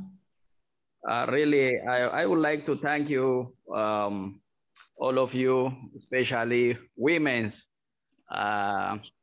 This indicates that the Oromo culture is really rich in all sides, inequalities. Ammalle dumarratti kanasa ani. Dubartoonni goota akkamitti baasuu akka danda'an illee kan ibsu mirga isaatii fi uummanni dhiirri illee kan akka inni falmatu dubartoonni akkam cimaa akka taatan seenaa akkasin eegdan kaalchariin akkan karaa keessaniin eegamee ture sila akkuma jettan immoo isa kaleessa darbe aadaa akaakilee abaabilee kana qabatanii dhaloonni amma jiru itti fayyadamee isa kaleessaa duwwaa keessa taa'utuun ta'in immoo isa gara fuuldureetti immoo ilaalanii addunyaan karaa inni deemaa jirus ofitti boonanii of baranii deemuun akka danda'amu kan isin ibsitan waan baay'ee namatti toludha. Kanaaf galata guddaa qabdu. Akka kanaan qophii kana kan qopheessitanii kan irratti illee hirmaattanii kan akkanallee nuunis akka irratti hirmaannu nu gootan. Kanaafuu keessumaa haadholiin keenya dubartoonni keenya wanti isin hojjechaa jirtan waan guddaadha. Akkuma jedhame fuulduree dhumti keenya amma millee haa ta'u akka kaleessa ba'aan keessa turetti gara fuulduraa hin ta'u jennee abdanna. Isinni kun immoo addunyaatti amma sila literature review yookaan books review irratti akka haasa'aa turtanii ala ofii baanee himannu akka kana ala wal hubannu aadaan Oromoo eenyummaan Oromoo saba akkamii akka ta'e saba jaalalaa saba haqaa qabu saba dhugaa qabu akka ta'e addunyaatti agarsiisaa ala deemu. Isa jaalalaan dhufus jaalalaan isa immoo nu cabsuuf dhufu immoo akkuma Waaqayyo nu kenne ofirraa ittisaa deemuun akka danda'amu addunyaatti agarsiisamaa deemuun haala kanaan baay'ee bareedaadha. Jabaadhaa itti fufaa baay'een gammadee keessumaa haadholiin seenaa isa durii isa ammaa isa gara fuulduraatti kan isin ibsitan baay'ee nama gammachiisaa itti fufaa isiniin jedhuufanii galatooma.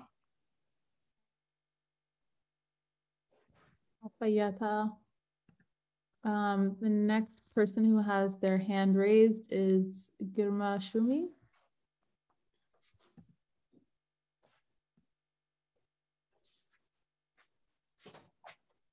You can unmute yourself now.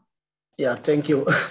Thank you for giving me this chance. And I really appreciate Peri and her colleagues for bringing up such really very nice cultural aspect to the international communities, and saying that I do have two questions. The first one is during your study, during your research work for this cultural assessment, did you connect or relate your such cultural aspects with natural resource use and management? This is my first question. The second one is, what is your next plan to advocate or to use such a unique identity or Oromuma for transformative change toward the sustainability to alleviate global social and ecological crisis that now global faces? These are my questions. Thank you.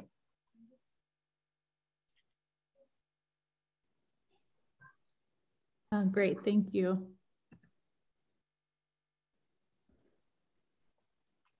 Peri, would you like to answer that now or take another question? We could take another question. Okay. Next on the list is Workina. All right, you may unmute yourself.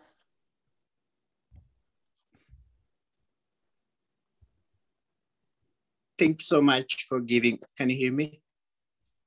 Yes. Yes. Okay. Thank you, everyone. Peri, the Zaytuna, all leaders of OSA. There is something that has been so puzzling to me. The true Oromo issues, history, culture, questions are deliberately downplayed, ignored, or twisted. The media does not like about the Oromos, and big journals do not like about Oromos. How can OSA help us to penetrate that issue? Because I don't know, I personally, I'm not a social scientist. I write scientific, natural science. Journals never reject my papers, but these journals reject whenever I write about Oromos. I never write fictions. I never write insulting somebody, but just I specifically write about the Oromos. That includes the issues, the history, the culture, the questions that we have, but they never accept about Oromos. So why OSA does not focus on that kind of issue by using the intellectual community, the Oromo scholars who are good in this area, to penetrate at least the journals, which can be seen by all international community. The mainstream media can ignore us, but we can write the question of the Oromos on good journals where the media can be forced to talk about Oromos. So I just want to suggest if OSA can work more on that area. Thank you.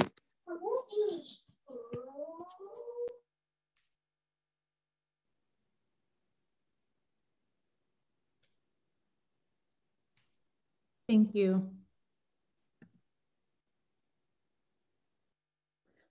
So perhaps before taking more questions, the last couple of comments and questions can be responded to. If we could just take one more from If2, that would be okay. Great. Let's see. All right, If2, you're next. Yes. You can speak. Yeah. Hello. Thank you for giving me this chance. Hello, everybody. Hello, Peri. How are you? I'm so delightful for this day today, for this meeting, and to see the work what Peri did on Oromo culture and on women. I know Peri for almost since 2000, but I used to help her sometimes, like when to translate Oromo in Afan Oromo when we go to the remote area to ask the woman about the clothing, the cultural stuff they wearing. Peri dedicated her life. She really worked hard to see this day, and I'm so happy. And it's really, I don't have words to explain how I'm happy for her and how she worked hard, and even in very hard time, even a very remote area to do this job. I never seen anybody even within from our people or anybody in Ethiopia to do this kind of job. So she leave everything, the happiness, all the stuff behind. And now I came to Canada. I was in Canada, but I know the life we live in Ethiopia and the life we live in Canada is so different. But she didn't I don't know, but she really worked hard. And Peri was it's not just any kind of person. She's a kind of person, like she looked like Oromo. When she saw them on the road, she cried. She say, how come they walk without barefoot? Sometimes a lot of Oromo people, when we go to remote area or even in the city, they don't most of them, they don't have shoes. One day she saw and she cried. I say, yeah, I saw her so many times. She cried. She said, why they walk without a shoes? And some people have shoes. And it's really, when it touched my heart, and I really don't forget what she did for Oromo people and how she. Sorry, guys. So if I can interrupt for a second too, I want to make one comment that Iftu and her family were a tremendous support system for me, and Iftu was an amazing translator. She's also an incredibly knowledgeable person about Oromo culture. We tried with so much effort to get her to come to the United States as a cultural expert. So my university actually sponsored her as a cultural expert. We tried to bring her, and every time she was denied a visa. And they told us that because she didn't have a bachelor's degree, there was no way she could be a cultural expert. So it was so frustrating because she had so much to offer and would have been an amazing guest lecturer at my university, and that didn't work out. So again, it was very, very challenging. So thank you, Iftu. I just wanted to go quickly to say to Workanu that the JOS, the Journal of Oromo Studies, will absolutely publish what you have. So please send it to OSA. And then also to make the comment that all of the people on the panel here have published widely. And so because we're in academia, no, we're not reaching the popular journals would, but they're all very well published. And so I would suggest keep trying. And then to Gurma, I'm not quite sure what you meant in terms of dress and natural management. So I don't know how to answer that. But in terms of a model, again, I would go back to what I hoped Professor Kue might talk about, and that is Sike or Sinke, right? The Sinke, the entire institution of Sinke is a perfect model for conflict resolution. It's exactly what is needed. It's built in, it's tried and true. Several generations have used it successfully, and there's no reason why that can't become the new and modern expression for women's empowerment and conflict resolution. Can I add to that a little bit? Yeah, I think if we value it enough, not just give it lip service, that we respect women, that we have this huge institution that respects the rights of women called Sinke. If we go a little bit beyond that and make it practical, really respect it, really make it work, support the women, that I think would really lead us somewhere. And I really wanted to also really acknowledge Zaytuna's passion for justice. she made me cry. I really wanted to cry, but yeah, it's true. That is resistance at its core. That's resistance against injustice. What are we doing when people are going through this? That's the kind of resistance. And the performative we talk about, it's not dress, but this is the spirit of resistance that also shows on the dresses, on the performative aspect. I just wanted to connect what Mo Ademo said about the communicative and performative aspects of dress as resistance, as forms of resistance. It is a form of resistance for sure. And women use their dresses and their body arts and anything they grab to show their resistance to injustice, to show who they are, and to construct and reconstruct their identities and their meanings throughout the centuries. And that really connects to what Zaytuna is doing right now in this moment. This is missing what's going on. That's a passion for justice, more than the dress, the being, the person who is talking about resistance. This is resistance par excellence, is what I just wanted to say. And thank you so much. Thank you. Before we wrap up, I didn't know how to raise my hand, but I did have a question. Is it too late? Or do we have time? Oh, no, you can go ahead. Okay. Thank you very much. I just wanted to get an idea if the speaker, especially Peri, if you see the Oromo, the CK institution or the Oromo women's culture intersecting with the women's movement or the feminist movement. Do you see that intersecting or diverging, or if there's some value that the Oromo, the CK institution could offer, you know, the feminist movement here, vice versa, though they can strengthen, share some wisdom with each other? That is an entire seminar, that question. And it's one we've actually talked about in the Sinke Institute. And I really would defer to Dr. Kumsa to address that, because she's thought about it and also written about it.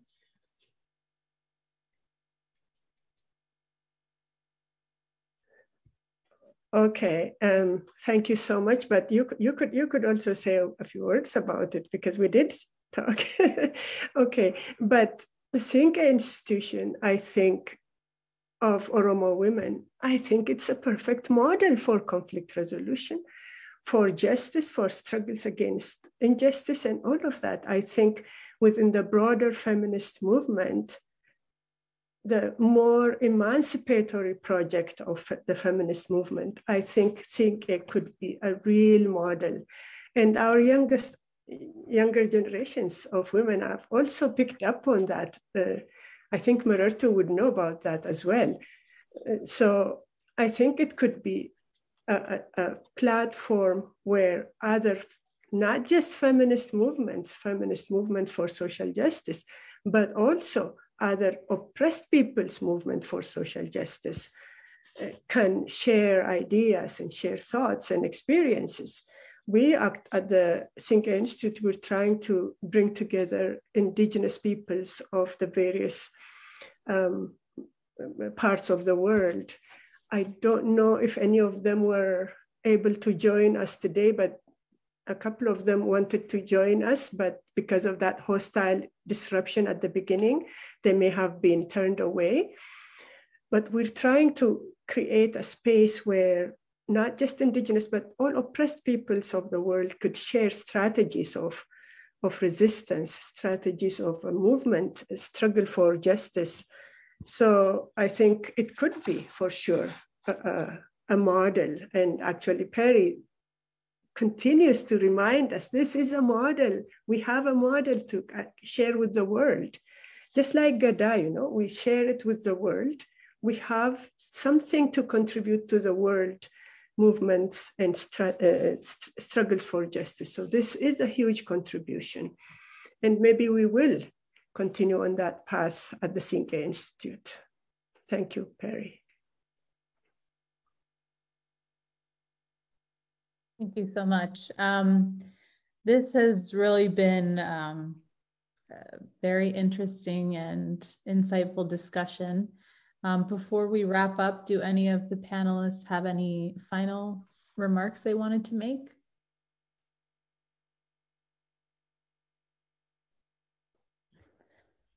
Okay.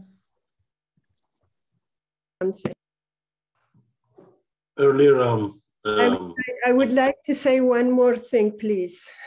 Okay, please.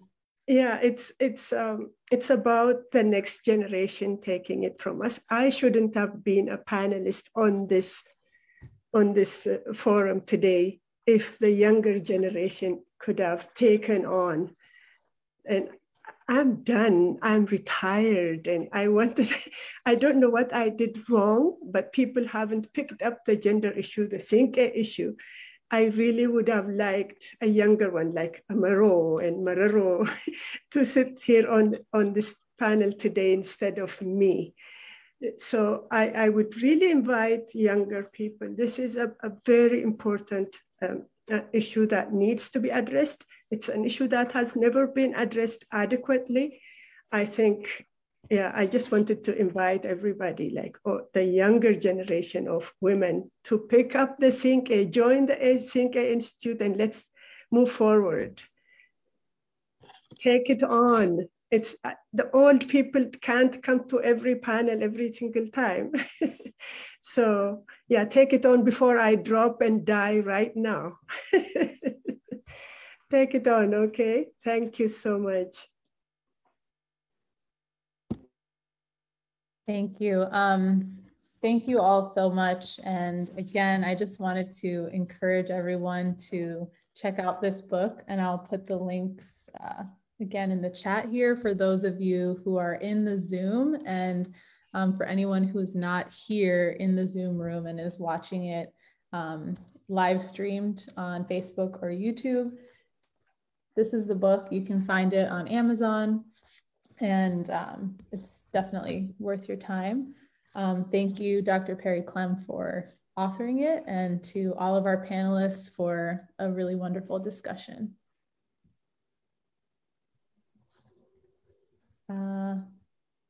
Okay, Ebisa.